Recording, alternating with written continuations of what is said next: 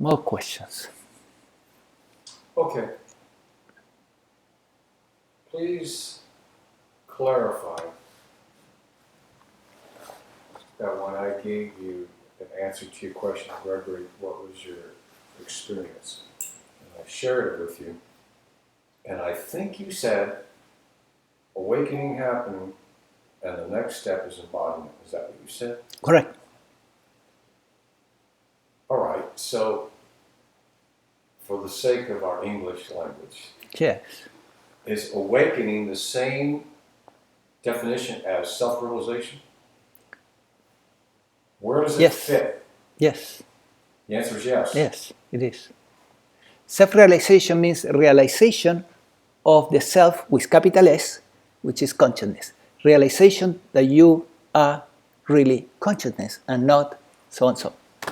Okay, now this is really starting to make sense now because I think you said there's no more seeking. Yes, there is no Now, more seeking. Right. On May 9th, You found what you were looking for, right? You were looking for God, you were looking for the self. There it is. Got it. So on May 19th, a year ago, at 11 p.m., when I was watching Papaji, the title of the video was called Call Off the Search. Go what? The title of the video was Call Off the Search. Call off the search, of course. All right. Okay, take a deep breath, Gregory. Enjoy it. Yeah! Hallelujah, man. Okay, now, I'm finding what you're telling me. It's very liberating. Now, check this out. You said there's no more search. Initially, I was searching. I saw a video probably by random because I type in stuff that says, come on, entertain me. But the entertainment that I really love is spirituality. Right. I thirst it. If I could eat it all day with a little bit of break to go do something else, I would be happy. Nevertheless, I tried to go back to that video numerous times. The plate was empty. There was nothing there. I thought, what the hell was the matter? Nothing worked. I started to discount this. I said, I'm still the same person. But now it's making sense. Initially, there was a search. The next step, Maitreya, Bodhisattva, and Shakyamuni Buddha. Yeah. And the Buddha tells Maitreya that your delusions have not all been eradicated, and the Bodhisattva was embarrassed. Now, I'm putting together what you shared with us. There is an awakening, and I said, okay, where does self-realization fit in? Those words are the same. All right, the next step is embodiment. Okay, so then I'm going to say, all right, if this Bodhisattva was a highly advanced being, still had delusions. Right, of course. Buddha says, geez. Was an imperfection in his embodiment. What? He had imperfections in his embodiment. He had some perfections. Some imperfections. Okay, so what do we do to pull up these karmic roots that cause suffering? What do we do now? Well, surrender them. See, the process, there is a different technology to do that. Okay. Yeah. One of the technologies is, okay, I'm going to go into a few notes that I have. Please do. That will help to clarify this. And everything I'm going to say here is applicable also to the state prior to awakening. So you will be able to apply this too. Okay? It's a very cool, it's a very simple method to embody your divine nature and to or to self-development if you want, if still the awakening hasn't happened. So let me go there.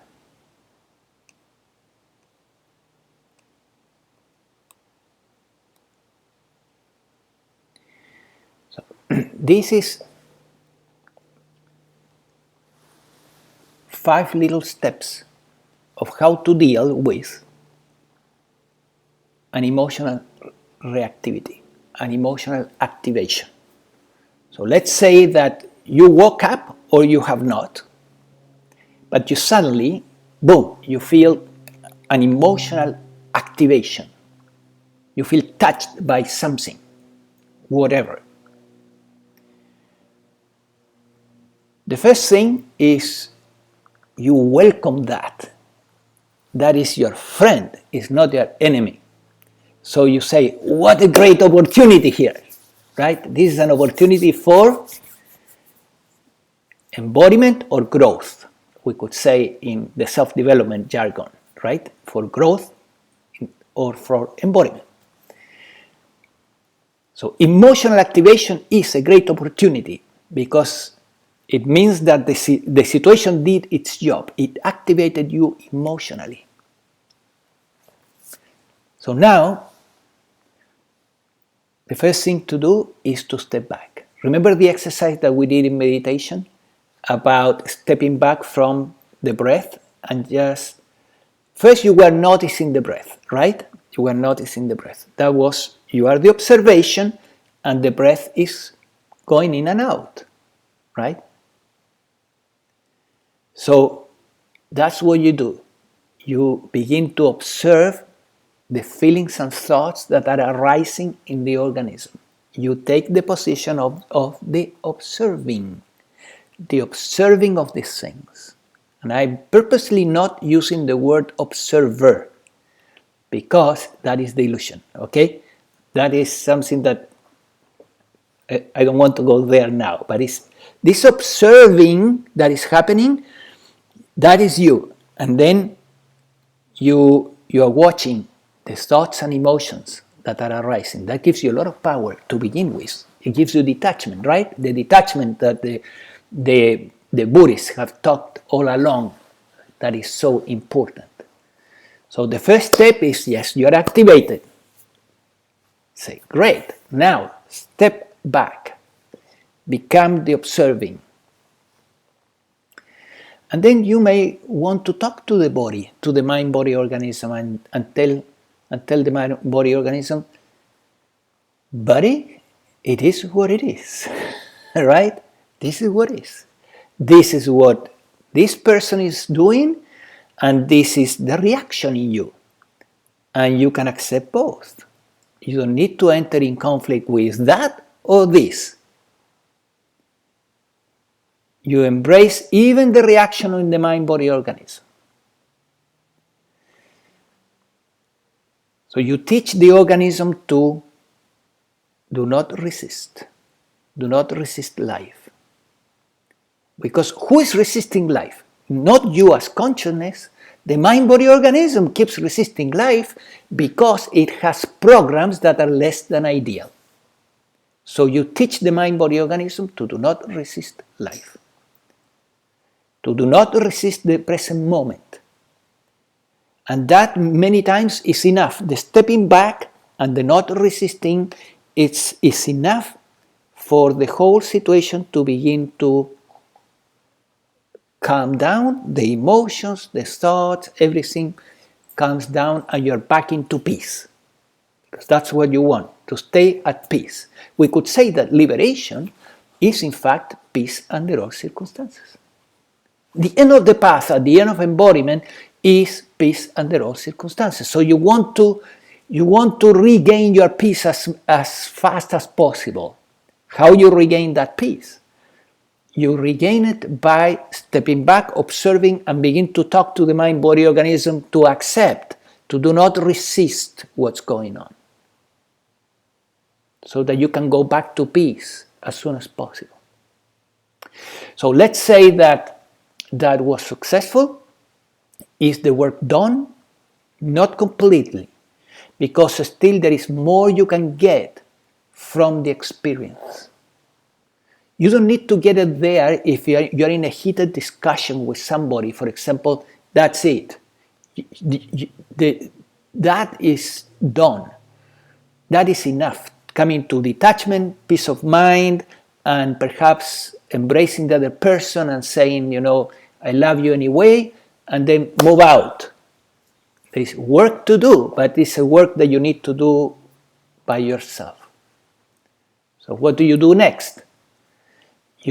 What you do is you ask yourself the magic question. You go to the path, or what I call the path of understanding.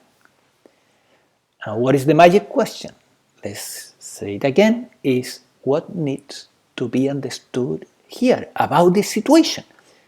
Some very important piece of information is missing in my mind-body organism. That's why this mind-body organism reacted. So that the next time it doesn't react, the programs in the mind-body organism need to be changed. And the way to change them is to add some little piece of understanding there that is missing.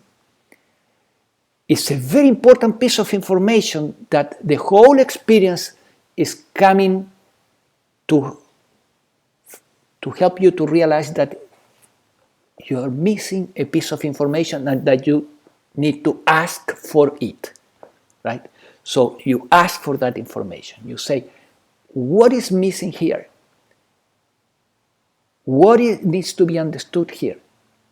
You make silence, and the silence may be enough to bring immediately the answer. If it doesn't come, you wait. You wait for some time until the information comes. Come in a dream, in a YouTube, in a book, a friend, whatever. But it will come. It will come to you because it's a law. It's a law in the universe. It's the law of free will. You express the law of free will. You use skillfully the law of free will by asking, what needs to be understood here. You decided to be humble, so to speak. To humble yourself. I don't know it all. I am not a know-it-all. There is something here that is not understood yet. Even if awakening happened, still there is something here about life or about interactions, about relationships, about whatever that has not been understood here yet. So you tell the divine, help me to understand this. What is missing here? That's the step, the next step. And then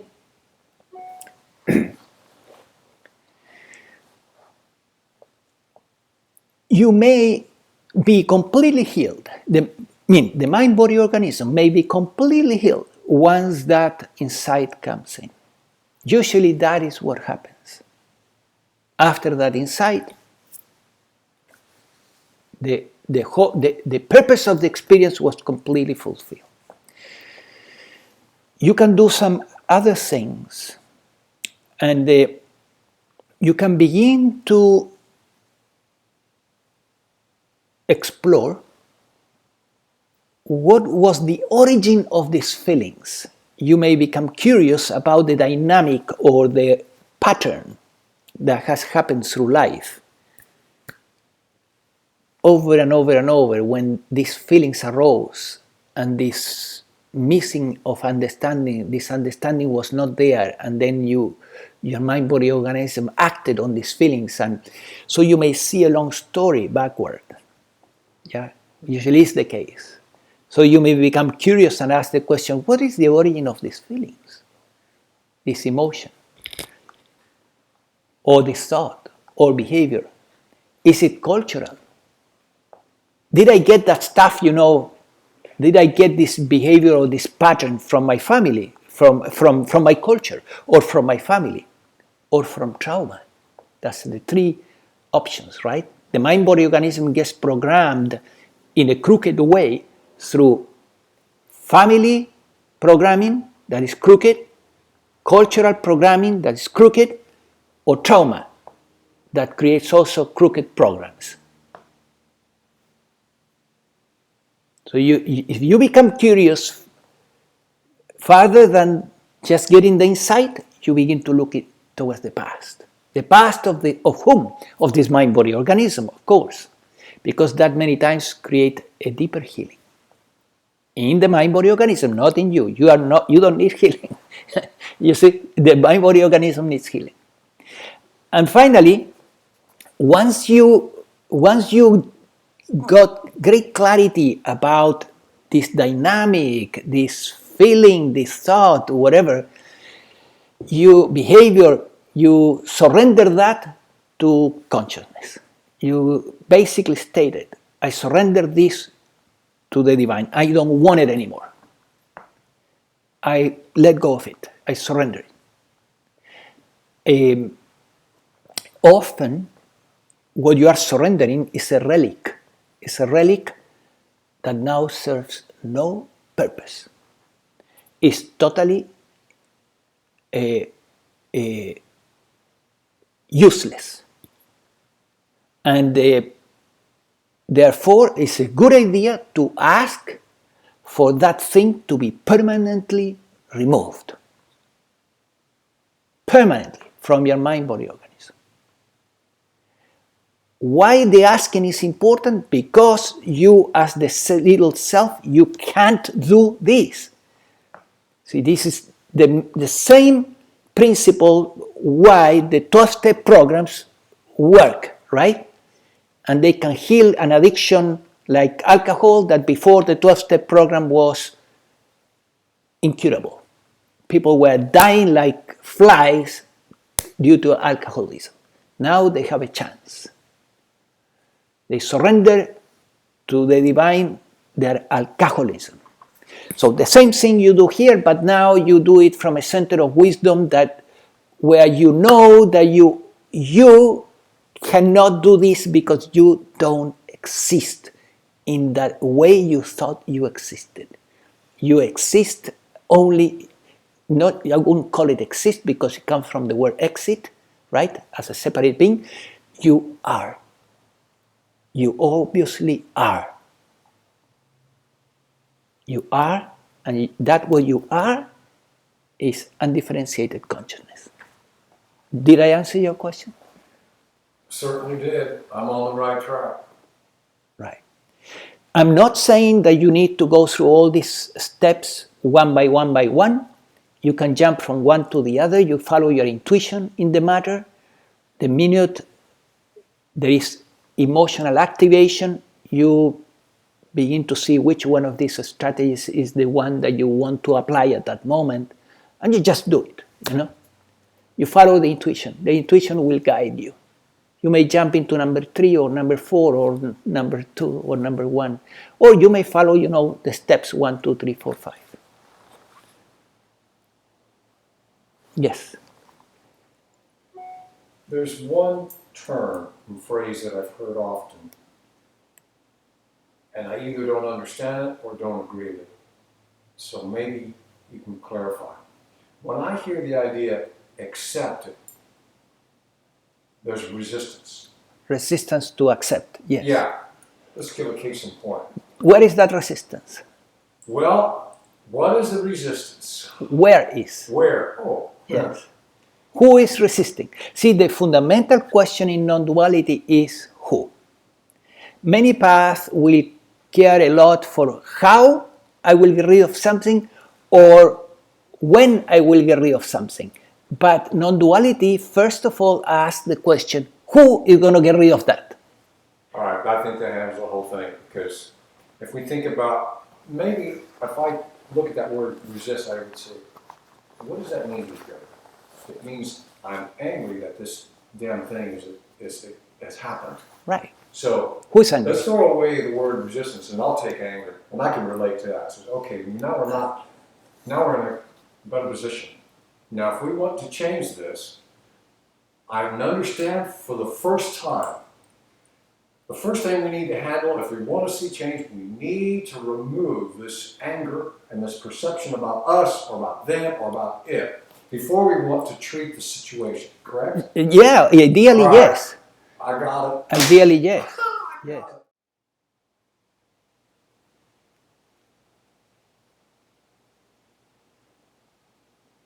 Thank you.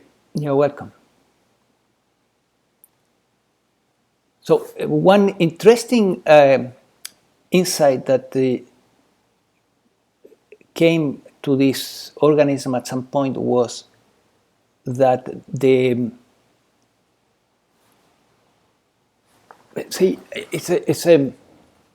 non-duality after awakening especially, it's very important to not resist, right? To accept. So the question came, well, who who needs to learn to accept? And the answer is obvious. It's the mind-body organism needs to learn to accept. Why? Because in that way you decrease suffering. Resistance is suffering. Consciousness flows with everything. It just allows everything to be as it is. So we need to embody that into the mind-body organism now. And then you can heal it. Then the mind-body organism heals in that process, of course. See, it's a resistance is disease. Resistance to what is disease and suffering. Thank you, sir. You're welcome.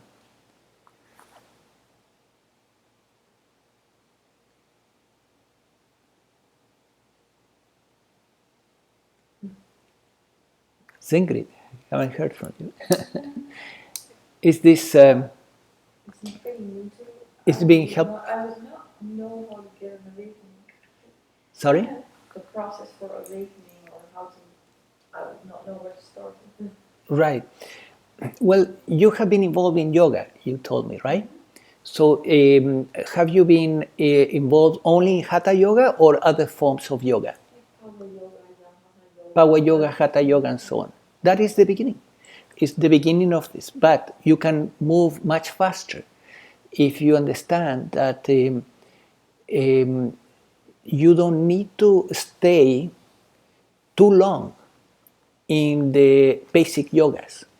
The basic yogas are a preparation of the body, especially Hatha Yoga, a preparation of the body for more advanced yogas, right? A preparation of the mind also, because the mind learns a certain discipline, you know. So there are very good things about Hatha Yoga. I started doing Hatha Yoga. But see, Hatha, you have 4 yogas. One is Hatha Yoga, right?